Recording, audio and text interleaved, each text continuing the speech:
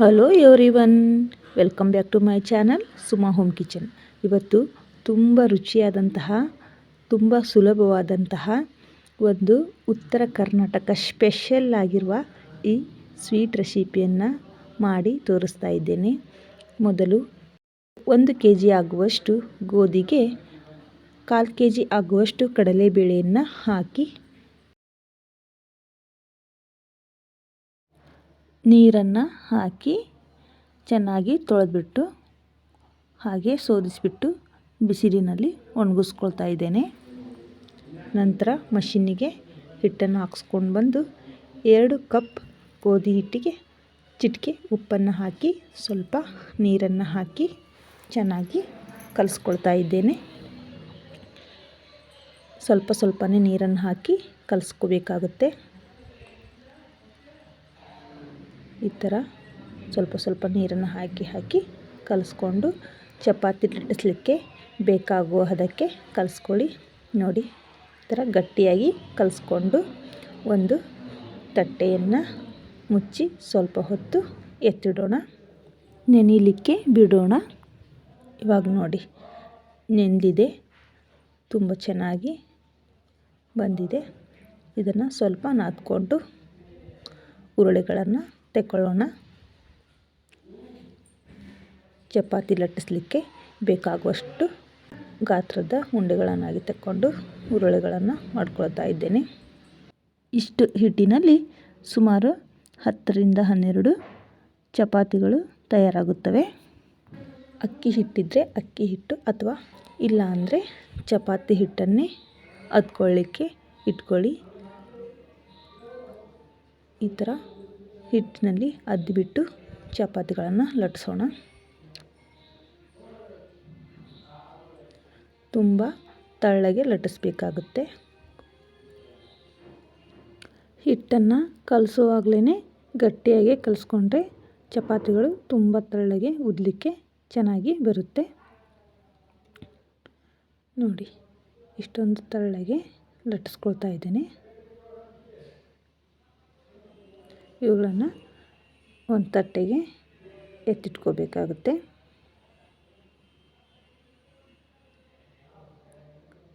ನಂತರ ಮತ್ತೆ ಇನ್ನೊಂದನ್ನು ಲಟ್ಟಿಸ್ಕೊಳ್ಳೋಣ.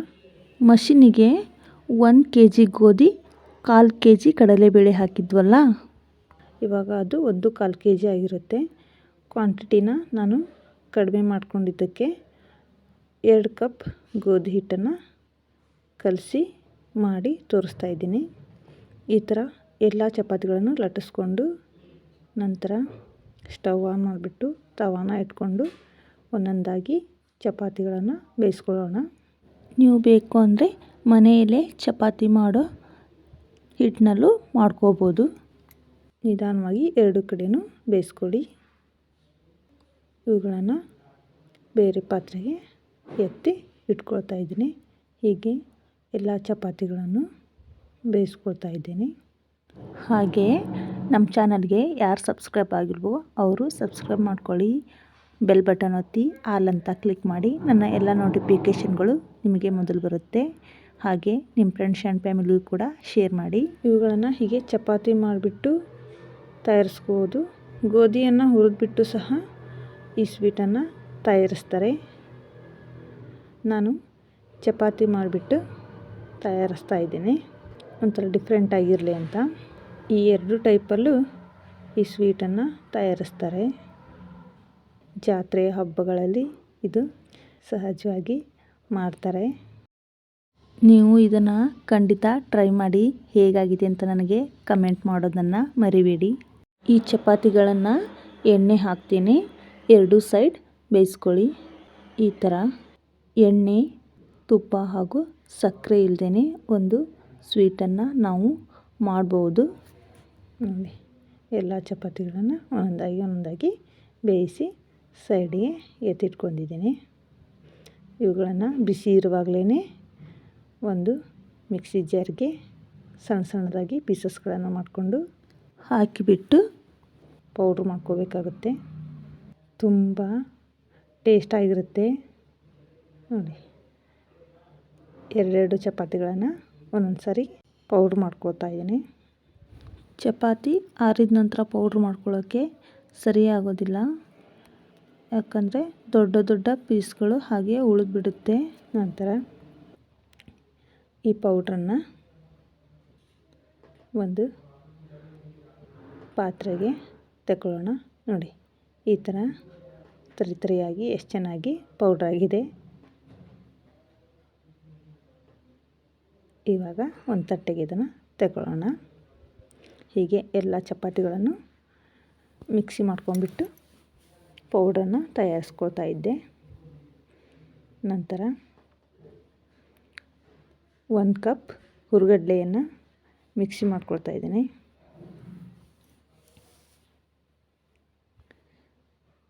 ಸಣ್ಣದಾಗಿ ಇದನ್ನು ಸಹ ಪೌಡ್ರ್ ಮಾಡ್ಕೊಂಡಿದ್ದೀನಿ. ಇದನ್ನು ಸಹ ಒಂದು ಬೇರೆ ಪಾತ್ರೆಗೆ ತಗೊಳ್ತಾ ಇದ್ದೀನಿ. ಇದಕ್ಕೆ 2 ಕಪ್ ಆಗೋಷ್ಟು ಬೆಲ್ಲವನ್ನು ಹಾಕಿ ಚೆನ್ನಾಗಿ ಮಿಕ್ಸ್ ಮಾಡ್ಕೊಳ್ಳಿ.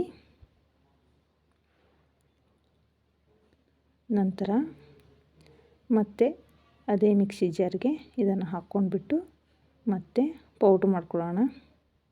ಯಾಕಂದರೆ ಬೆಲ್ಲ ಹಾಗೆ ಪುಡಿ ಆಗೋದಿಲ್ಲ, ಮುದ್ದೆ ಮುದ್ದೆ ಆಗಿಬಿಡುತ್ತೆ. ಹಾಗಾಗಿ ಇದನ್ನು ಹುರಿಗಡಲೆ ಹಿಟ್ಟಿನ ಜೊತೆಗೆ ನಾನು ಪೌಡ್ರ್ ಮಾಡಿಕೊಂಡ್ರೆ ತುಂಬ ಚೆನ್ನಾಗಿ ಪೌಡ್ರು ನಮಗೆ ಬರುತ್ತೆ. ನೋಡಿ ಎಷ್ಟು ನುಣ್ಣಗೆ ಪೌಡ್ರಾಗಿದೆ, ರವೆ ಥರ. ಇದನ್ನು ಮೊದಲು ಮಾಡಿಟ್ಕೊಂಡಿದ್ವಲ್ಲ, ಚಪಾತಿಗಳನ್ನು ಪೌಡ್ರ್ ಮಾಡ್ಕೊಂಡಿದ್ವಲ್ಲ, ಅದಕ್ಕೆ ಬೆರೆಸ್ಕೊಳ್ಳೋಣ.